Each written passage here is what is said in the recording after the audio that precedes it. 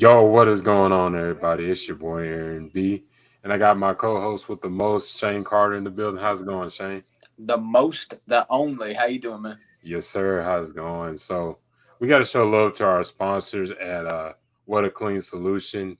You know, there's baseball, NBA finals going on, so you got to make sure the car and it is looking good. And you got to make sure the couch is good because you're gonna have barbecues, and it's hot in Texas. You got to make sure everything is good. Ain't no baby food all on the couches or leftovers on there. So hit up What a Clean Solutions and give them a holler, and you get 5% off promo code TNT. So go check them out if you're in the San Antonio area. Down below on the ticker. Yes, sir. So the first thing we're going to be talking about is battle for wide receiver four and our new Cowboy signees. We still got one spot left, so let's talk about battle for wide receiver four. Who do you think will be wide receiver four at this moment? Well, so right now, I'm going to kind of take it at the word of Patrick No C Walker. He said right now that Simi Fehoko, who I am not totally sold on making the final roster, right now he is leading it. Now, granted, you and I both know these OTA practices are very preliminary. It's very much implementing the offense, trying to make sure who's stayed in shape and whatnot. But Simi Fehoko, a guy that we've been waiting for to take the next step, and he took a tiny step last year, but was largely ineffective, was in and out of the lineups a whole lot. Mm-hmm. And in a year when we really needed him to step up, essentially, he didn't do that. So I'm going to take Nosey Walker at his word that Simi Fehoko right now is leading the campaign for wide receiver four, because in truth, Kevontae Turpin is the team's wide receiver four, but he's the only receiver by name alone. He's gonna be the top returner. But if you did see the OTA practices, they did use Turpin a little bit more on the offensive side of the ball. I think they want to try to implement as much speed as they possibly can. Speed being something we'll talk about a little bit later when it comes to wide receivers. But I think I know where you're going wide receiver for if I had to guess. Yeah, I got to go with my guy Jalen Tolbert. You won't give up on him. I know that. No, there's a guy on defense, Jabril Cox. I'm still holding on strong to him as well. Mm-hmm. But when it comes to Jalen Tolbert, yeah, I gotta say he's receiver four. I've been hearing good news about him as well from Patrick C. Walker, saying that he looks more comfortable out there. A guy that who's not played football too long, so I think he could develop into receiver 4 or 5. I definitely see him on the team. He was a third round pick, so I think they love the cover on those early picks. Well, so they won't get rid of him because when it comes to the Cowboys, they always give their top 100 picks from every draft at least 2 years to prove otherwise. The last time they had a top 100 pick that they didn't see go to full contract was Tristan Hill, because he was largely ineffective. In Arizona, he actually had some usage out there. If you follow the Cardinals at all, he was one of their better run defenders. But good for him. When it comes to Jalen Tolbert, and I know you're probably going to disagree. So coming out of Southern Alabama, I was actually pretty high on the guy. I thought like a 4th round pick made more sense about him, but him being available in the 3rd, and he had the go ahead from Dak, and Dak and him had connection early on. But it really rubbed me the wrong way that the team needed him to step up with Michael Gallup coming off an ACL surgery, and I think they kind of forced him on the field a little bit too soon. He didn't seem right at all last year. Yeah. Last year, the wide receiver too was Noah Brown, and he was a liability. He really was. He tipped past 2 or 3, I can't remember, interceptions to the defense, which was the cause of major cause of Dak Prescott leading league in interceptions last year. Jalen Tolbert, I ain't ready to give up on him either. I'd like to see what he does, because they're using him as both the X, Y, and Z to really find a spot for him, find where he fits. I think, coming out of college, the Z receiver spot made a lot of sense, especially if they wanted to keep prioritizing CeeDee Lamb as a slot receiver. With Brandon Cooks as right now the obvious starting Z. For those who don't know who are watching, by the way, the X receiver is usually the one-on-one guy, who's a lot of times locked up in man coverage. That's Michael Gallup. The Y receiver, or the F, depending on what formations you use, is the slot receiver, the guy inside. And then the Z is obviously the guy across from the X. He's a lot of times a deep threat, or who are trying to open the field up. And that's Brandon Cooks. And I know how high you are in Jalen Tolbert. I didn't really give up on him yet either, but it really did rub me the wrong way his first year, how he was essentially a non-factor, especially in a draft class that was so stock full of rookie contributions. really last year's rookie class, even if you count some of the undrafted free agents we added to the team, was really, really good. And Jalen Tolbert, a third-round pick, I think he had one catch all year. I don't have the numbers in front of me. I think he had one catch, and he's lucky enough that the Cowboys really need receiver depth because that ain't a great start to his season. But as he said, he's ready to prove us all wrong. Yeah, I want that to actually. I do want that to happen, but yeah, it just felt like last year could have been more like a redshirt season. That sounds like college, but I think that should have been the year where he's like learning to get into an NFL offense. But we were in a tough bind. We lost Mari Cooper, so like you were saying, receiver two was Noah Brown, and you had a C.D. Lamb as dude who was developing into receiver one, and Gallup was coming back from an ACL injury, so it kind of was trying to push him forward a little too early. But I think he'll make a resurgence. I'm not saying he's gonna make the Pro Bowl this year, but I think he could be a solid receiver for this team. Mm-hmm. So our next thing is we had two new Cowboy signees, Tyron Johnson, and I might butcher this guy's name. He's a Ben DFW kid. Banogu. Ben Yeah, Banogu. Ben Banogu out of TCU, Yeah. Prosper, Texas. So he's from the area. So uh, we can go first on Tyron Johnson. What he could be on this team, or what are his strengths and what are some of his weaknesses? You think? Well, his best key attribute everyone talks about is speed. He's a speed receiver. He's a sub 4.4 guy, Yep. and when you're at the skill position, especially this day and age, you're gonna get looks at that. He's kind of lean. I don't want to say skinny, but kind of lean, And he's coming into a situation where he's both in a favorable one and not so favorable because the Cowboys, I think you and I talked about it, they only have 4 receivers right now on this team that I could guarantee a roster spot. 5 if you count Cavante Turpin as the returner, but obviously we'll see how they like Deuce Vaughn as the return man, even though I don't know why you would put both of them back there. That's a different topic for a different day. But right now, so if we go based on the concept of not only the last 2 receiver spots, because I believe they'll keep 7, like McCarthy likes to keep a lot of receivers, and even potentially the practice squad, right? So Dennis Houston, a guy who made the roster last year and then got reverted back to that practice squad, I think he's ahead of him. Dontario Drummond, who a lot of people really liked coming out of Ole Miss as an undrafted free agent, I know that for sure. He got hurt. He didn't really get a chance to prove himself. I'm interested to see what he looks like because I actually thought he was one of their better undrafted free agent signings outside of the guys that made the roster. We knew who their best ones were, but he was definitely up there. I'm interested to see Jalen Moreno Crupper, the receiver from Fresno State, because he's kind of in a similar boat as Tyron Johnson, but Crupper is actually a developed route runner. Neither one of them are that big. Like I think Crupper's 170. I'm pretty sure Johnson's like 185, if I remember right. Yeah, he's like 190 at most, 193. Yeah, but he looks a lot lighter, doesn't he? It's kind of like C.D. Lamb is 210, but he don't look 210. They got him at 210. Last time I checked, unless they've updated it. Right. I don't know if he's bad. Yeah, exactly. And then of course you got Jalen Brooks, the 7th round receiver from South Carolina. He's a high point receiver right now. I didn't really like the pick. I could be wrong. I said I'm for the show many times. Will McClay knows more than I do, so I'm willing to give him the benefit of the doubt. I liked JMC from Fresno State, Moreno Cropper, as a prospect better. But Tyron Johnson, at the very least, gives him a speed option. And I really like this area the Cowboys are going to. They didn't really prioritize speed much as a receiver, but now in the last couple of years, Brandon Cooks, Tyron Johnson, Jalen Moreno Cropper, he ran a 4.4. You look at Jalen Tolbert, who I think ran a 4.49, I believe, which still I think so. It ain't world beater, but they usually got guys who ran 4.5s or whatever, and really just like really physical guys. Now they're really prioritizing route runners who have speed after the catch, and so I like the area in which they're going in. But unfortunately for Tyron Johnson, he seems more like a camp body than anything else. But I do like his chances just because the only thing that gives him really much chance though is that the Cowboys receiver depth ain't that great. Yeah, I agree. It's deep with a lot of receivers, but it's not like great. It's like that 5th spot is like open to anybody right now. It's like each player has like a specialty they're good at.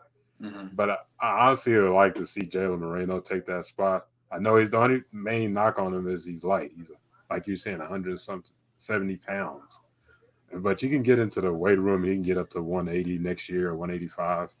It feels like the Cowboys are kind of like trying just kind of wading the waters a little bit, just to see, because if you noticed, after they added Ben Banogu, who we'll talk about in a second, they still have one roster spot open. I don't know if that's for a kicker or for somebody else, but they're definitely bringing camp bodies in because they want competitions at areas that are in serious need, or at least of depth. Well, maybe not edge, but we'll get to that in a second. Yeah, absolutely. So it's going to be interesting how this receivers are going to pan out this year. It's a lot, I don't know how many receivers on the roster right now, but it's, I think, about a good 8 or 9. It's gotta be at least 11. I think. I don't have the roster in front of me. I could pull it up, but I'd rather just let's assume it's somewhere between 9 and 11.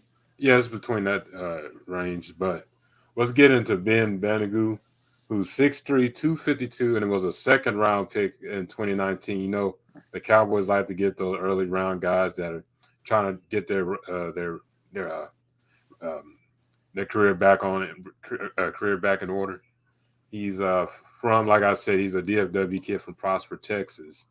He's in his best season was in 2019, his rookie season, where he had 11 tackles and 2.5 sacks and a pass deflection. So kind of looks like a pass rush specialist type of guy. But what do you think about Ben Banogu?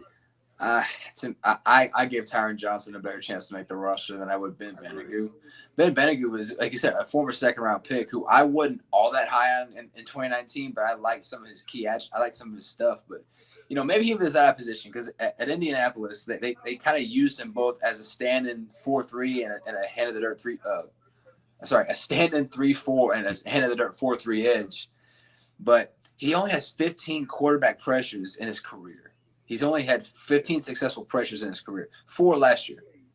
And like I said, he only had 2.5 sacks 2019. That's his total sack number for his career. He ain't even a pass rush specialist. He's a depth piece, if anything. I think, like I said, like Dan Quinn has made a knack of like finding guys a second career. Look at Jaron Curse. He found him a second career. Malik Hooker, he found him a second career. You look at I was gonna say Anthony Barr, but I realized like Anthony Barr was actually worse, so maybe not him. But I know you're talking about. Yeah, but you look at the edge room, just the defensive ends in general, right? DeMarcus Lawrence, Sam Williams, Dorrance Armstrong, Dante Fowler are the 4 for sure edge rushers going to make this team. Now, Junior Fehoko and Chauncey Golston can both play edge and 3-tech. I'm willing to bet Golston is primarily going to be a defensive tackle this year. Fehoko is probably going to see time at both. So I'll count him as a 5th edge. If the Cowboys decide to keep 6 edges, I already like some of the other guys they brought in. They re-signed the player that used to play for the Falcons from UCLA. I can't remember his name. Tack McKinley. Tack McKinley. He's back in camp. They got these really good guys like Isaiah Land from Florida A&M is really good players. But Tyrus Wheatley from Mississippi State. They have guys who actually like a lot more, even at this stage in their career, than Ben Banogu. Ben Banogu has been kind of, I don't know if you can necessarily call it a bust. To be a bust player is only for first round picks. I agree. Because second rounders and third rounders are supposed to be starters or developmental players like that. First rounders are supposed to be surefire hits, and if you don't have a starter in the second round, like it ain't the same thing as not having one in the first round. So he's been more of a disappointment to this point.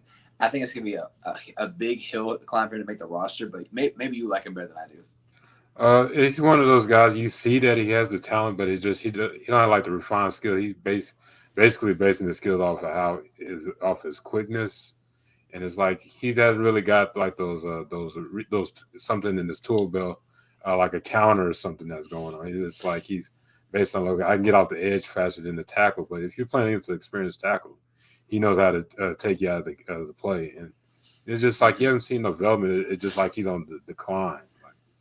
He's more flatline than anything else. Yeah. I don't know if he had to have gone up for him from decline. I don't really know if he really did enough. It's just kind of like a little hill, like a little bunny slope type. Yeah, he's just been there. Yeah.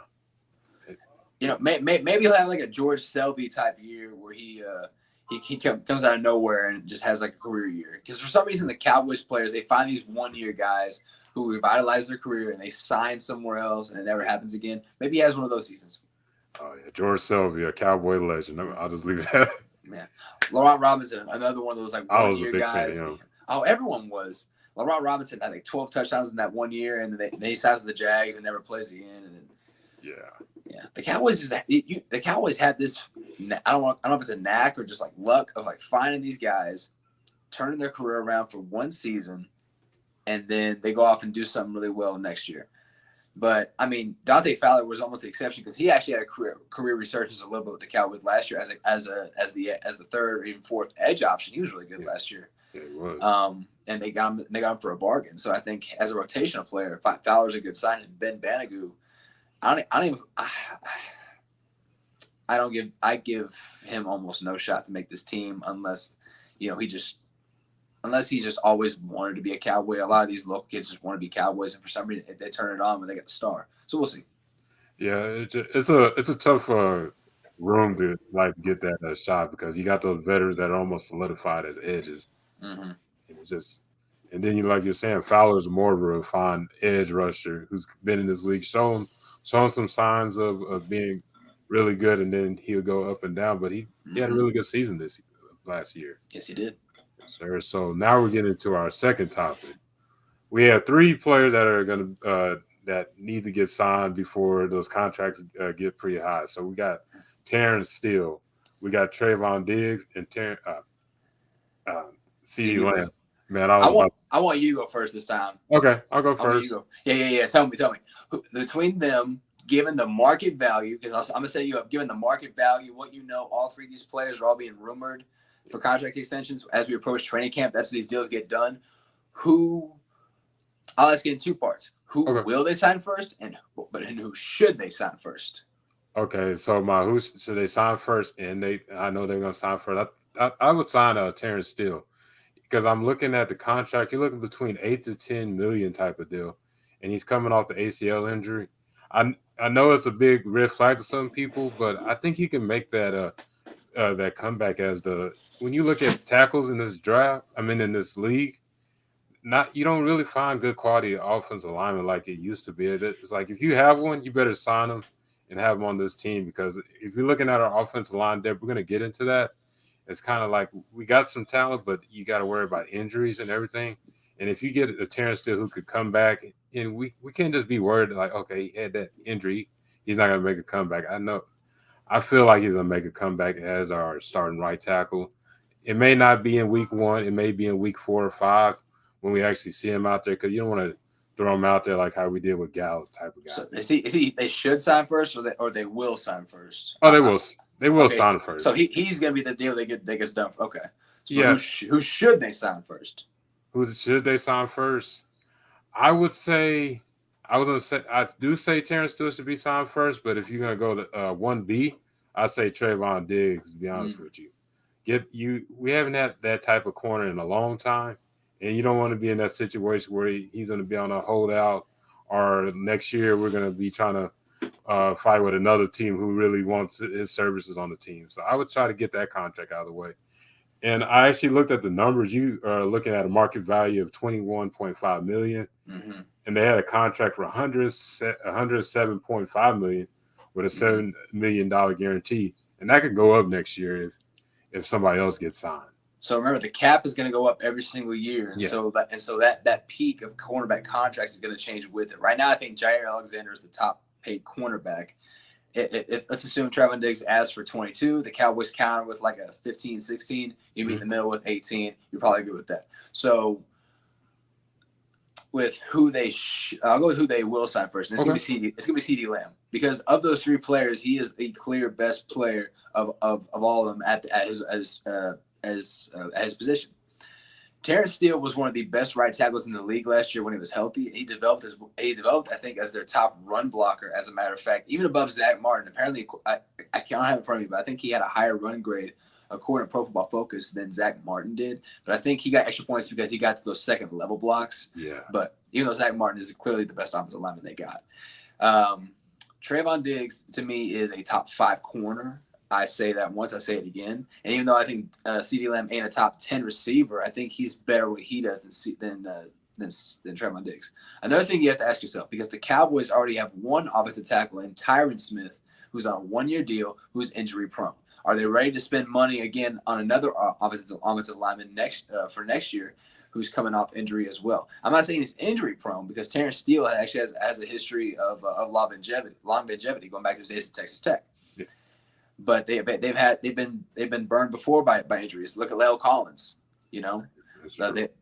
So I think with Terrence Steele they might be a little hesitant, especially depending on what his market value is. His market value might be $12 million. He might be saying, "Hey, this Lane Johnson guy and these guys who are right tackles, they're making 15, 16 million a year. I want that." Maybe, like I said, maybe they meet in the middle at like 12, 13 mil. And then we have to ask ourselves, is he really that good? Because I think he made a huge leap last year, but is he 12 million good? That's what they have to ask themselves. And if they rush him out there, he won't be. But CD Lamb, the Cowboys have shown a history of not having a problem re-signing receivers. Dez Bryant, Amari Cooper, they have had no problem signing these guys. CD Lamb's market right now is going to be somewhere in the Cooper Kupp, A.J. Brown mix. We're at like $25, $26, $27 million a year. Now, remember, like I said, the cap is going to go up next year. His cap number won't be 25 mil. They'll structure it out to where it's like maybe like 10 mil or something like that. That's the great thing about the cap gymnastics is that if you prorate the bonuses, and you're nodding your head because you know exactly where I'm going with this. Yeah. That 27 mil will only be on the books for like maybe say 13 mil or something like that. Much more manageable. It'll be way lower than his actual base value.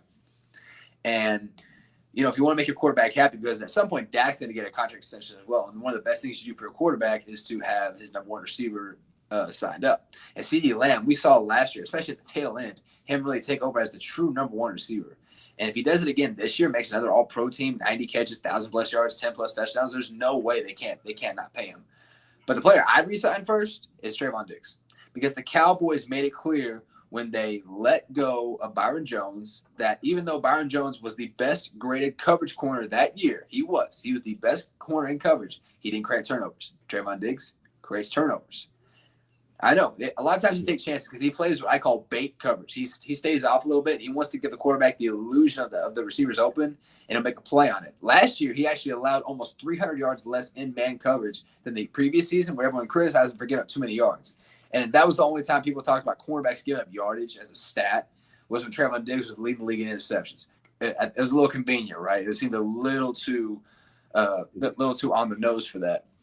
But last year, he has less interceptions, but he gives up less yardage because teams ain't targeting him as much. And when they are, he's not giving up as many opportunities. As a matter of fact, in his career, he's only given up 100 yardage in one-on-one situations only twice.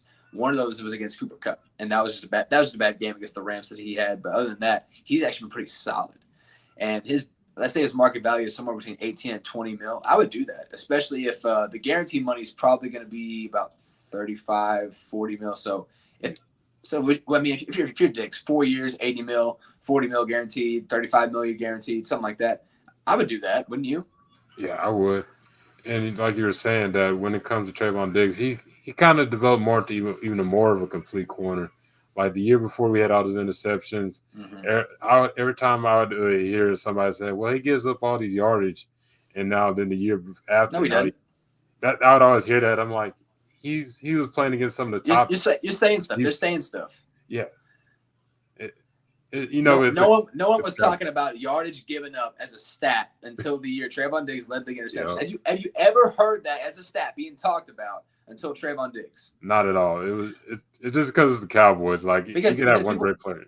People hate hearing about the Cowboys. I hate hearing about the Cowboys and ESPN because I know they're just going to talk down on them. I know they're just going to say stuff that doesn't make any sense. You're going to put on these fake analysts out there saying stuff. Not you, Mina Kimes. If Mina Kimes is watching, I doubt she is. Big fan of yours. I respect the hell out of you, lady.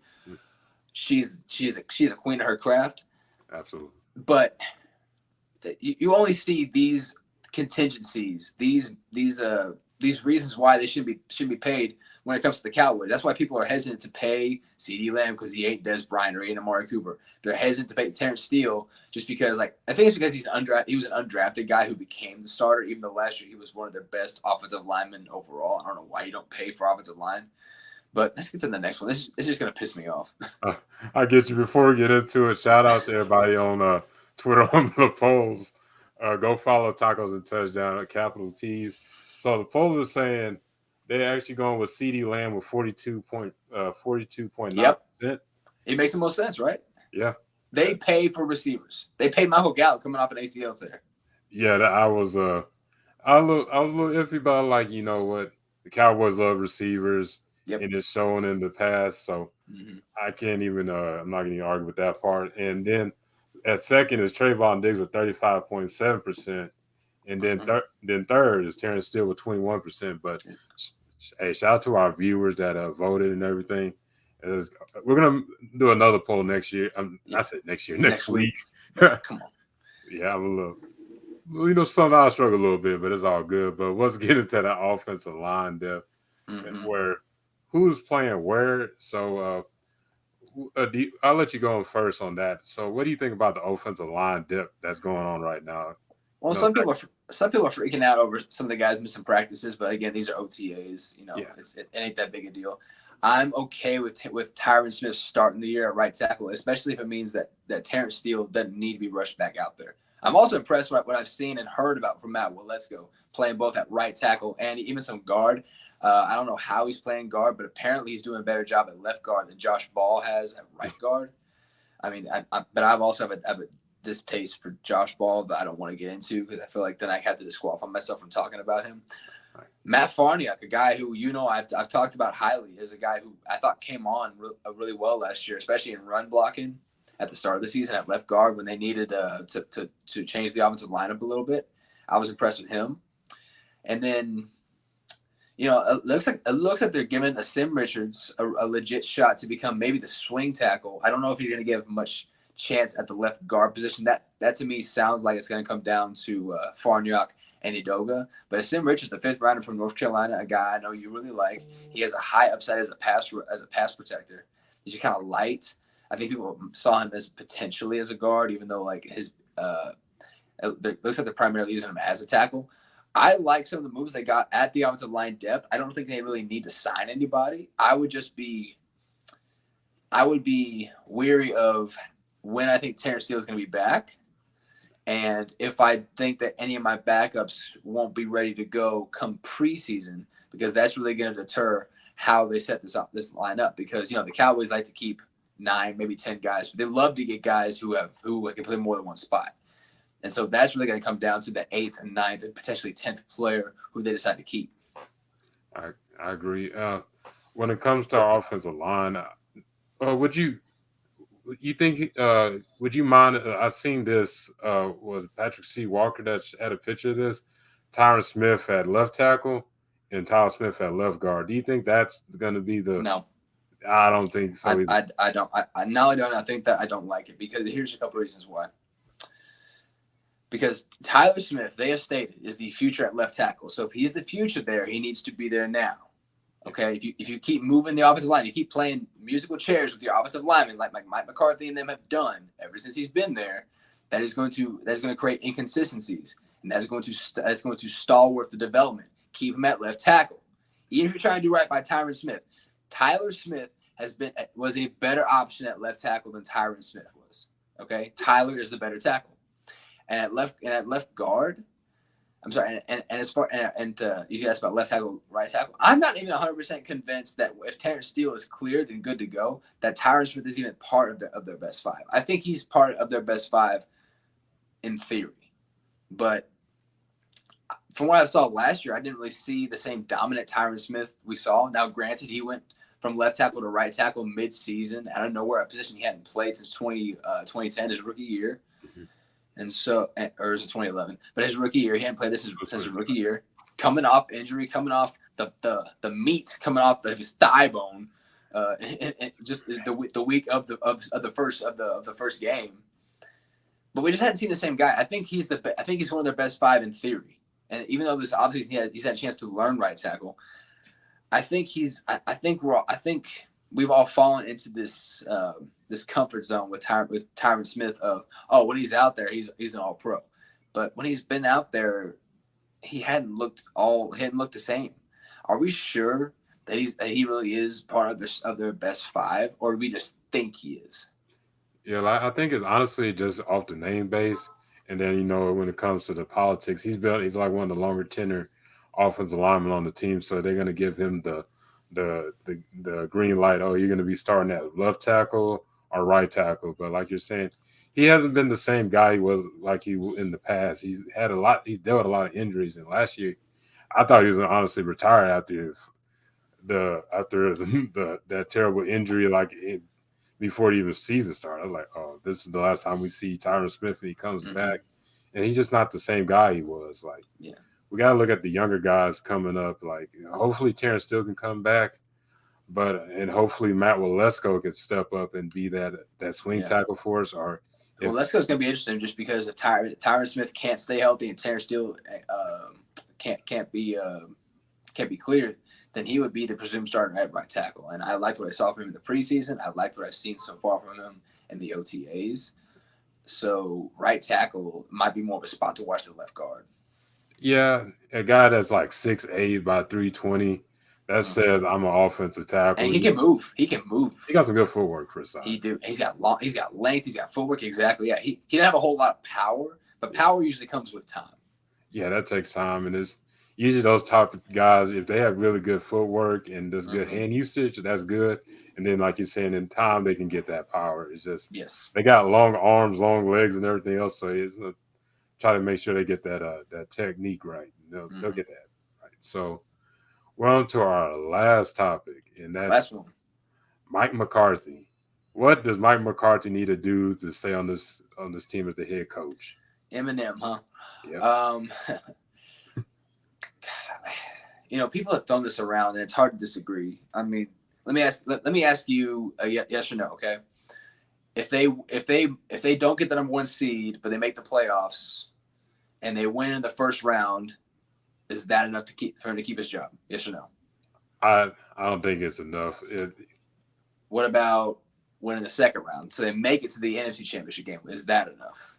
They got to make a good fight in that game. For it just kind of like you would always say that with Jason Garrett because that was a Jones kid, basically. But when it comes to Mike McCarthy, it's because he says what's on his mind. He's not really he's not a pushover like the ones in the past. And I think he just on a thin line with him. I don't know why. He's a good coach. I know he's not the greatest coach we ever had, but I don't know. It just feels like they're you can't sniff at 2 straight 12-win seasons. I mean, they won a playoff game last year. They lost again to San Francisco again by a touchdown. What happens if they play San Francisco in the NFC Championship game and if they were supposedly to lose in the NFC Championship game to San Francisco? Like that was the one thing that stopped them from getting to the Super Bowl was Kyle Shanahan. I mean, what would people say is that because in the NFC right now, the top 3 teams are the Cowboys, the Eagles, and the Niners, right? The Eagles are better than the Niners. I can't say that the Eagles are better than the Cowboys because the Cowboys beat the Eagles, but the Eagles also beat the Cowboys. And so I feel like those 3 teams are kind of in a rotation. And also the Eagles, for what it's worth, they did beat San Francisco with their 4th-string quarterback. Just throwing that out there. Some people say it's Super Bowl or bust for Mike McCarthy. And part of me feels like that might be true just because they let Kellen Moore go. And Mike McCarthy said, if I'm going to fight for my job, I'm going to do it under my control. So I think he got Brian Schottenheimer, a guy who can run his system, a guy who can essentially run his game plan. Let Mike call the plays because Mike McCarthy is a good play caller. He did good as a play caller in Green Bay with the times that he called plays. I mean, he did have Aaron Rodgers during prime Aaron Rodgers, but you still have to be a good coach to do that.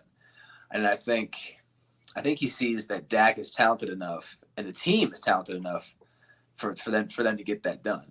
But I think Mike McCarthy is really just saying that if I'm fighting for my job, I'm gonna make sure that I'm in control in the most key areas. And that's when my quarterback has the ball. So it might be just to get to the Super Bowl might be it. Because I don't know if an NFC Championship game is enough. I was about to ask that. And it's been over 20 years since we've been in the NFC Championship. You think almost 30. Yeah, almost 30 years, and we haven't been to the NFC Championship. We know some really good teams in the past. It just came close a few times. Man, that's like a whole different show. That'd be another hour. 2 of those times came against Mike McCarthy. Yep. And it's crazy how things make a big old turnaround, and now we got the coach that used to stop us from going to the Super Bowl. But I think if we did go to the NFC chance, they may give him a chance, but just like you saying, they basically gave him full reign as the play caller. He basically built his own offensive staff, and they're actually making moves in all season that weren't a bunch of bargain based guys. They got quality veterans in Gilmore and Cooks, and then had a good draft that was kind of based to build kind of like what type of players that Mike McCarthy wants on his team. So Right. And honestly, and if that does happen, they would probably go with Dan Quinn if he did get fired, because I think that'd be the next guy in line. I mean, I think Dan Quinn might just be he may just love Dallas. Some people that come to Dallas, they coach Dallas, play in Dallas, and they just stay there their whole lives. Like Dallas is a nice city. The fans love him. The fans have embraced Dan Quinn as one of their own. Oh yeah, this is only going to be his third year coaching there. I think if Mike McCarthy doesn't make it, I can think of very few coaches I would rather have than Dan Quinn.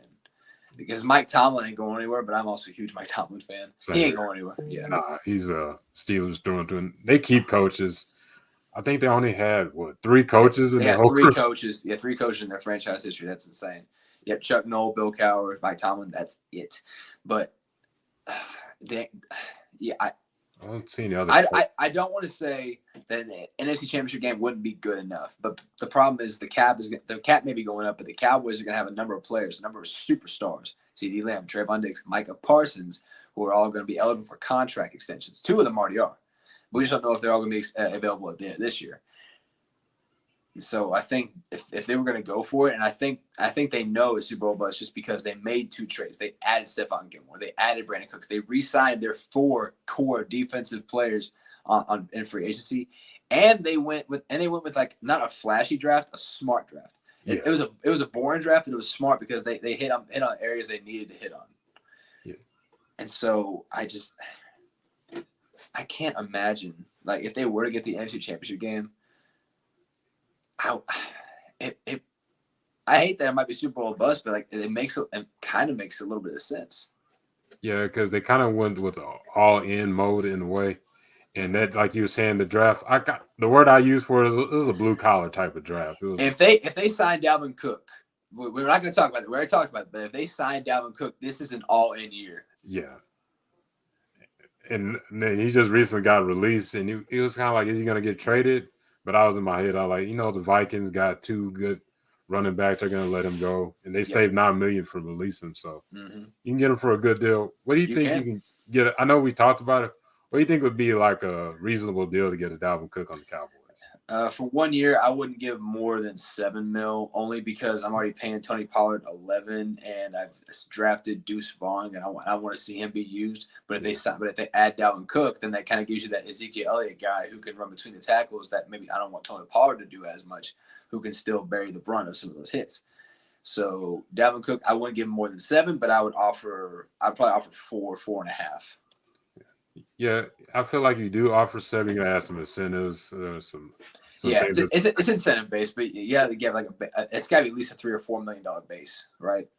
Yeah, absolutely, man. So this has been a great show. We're gonna definitely be back Thursday. I think this will be our day, unless something happens. But I think we could have Taco Thursday. There's not always got to be Taco Tuesday. So yeah, especially if until football season starts, and then they got Thursday night football games, and then might have to find either like a Wednesday or a Tuesday to do the show. But either way, we're gonna try and keep the show once a week. We might even do it twice a week if we can find time to. Like me and Aaron are busy outside of this, but the show has grown since we came in together, and we want to keep it going. Yeah, absolutely. We're definitely gonna keep the consistency going.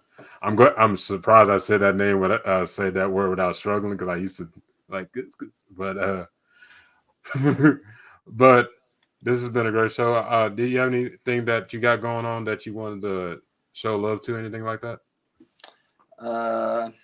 Not at this time. I guess not. I've recently started a position with iHeartRadio.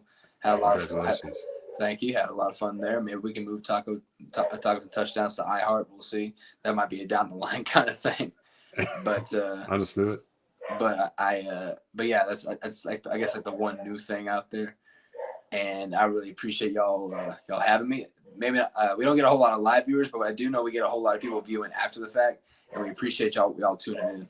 Yeah, definitely appreciate y'all. Like, as long as y'all watching, that's what that really matters. I know everybody has busy schedules, but if y'all can catch us out at 3:00 in the morning, that is cool. anytime. It could be Friday, Saturday. Hey, if y'all have any comments or anything, like any questions or anything you want us, any sports questions, comment below. We definitely will answer them for sure. And definitely, like I said, follow us on Twitter, follow us on Facebook as well, and IG. And also, we're on Spotify podcast. Go check us out on there. Spotify. Yes, sir. So that our show will be on Friday. We will be dropping that at like 8 a.m. Central Time. I know a lot of y'all Pacific Time, Eastern Time, or y'all could be in Singapore. I don't care, but appreciate y'all for watching. Yes, sir. So this has been Tacos and Touchdowns Live. Y'all have a good one. Peace. Peace.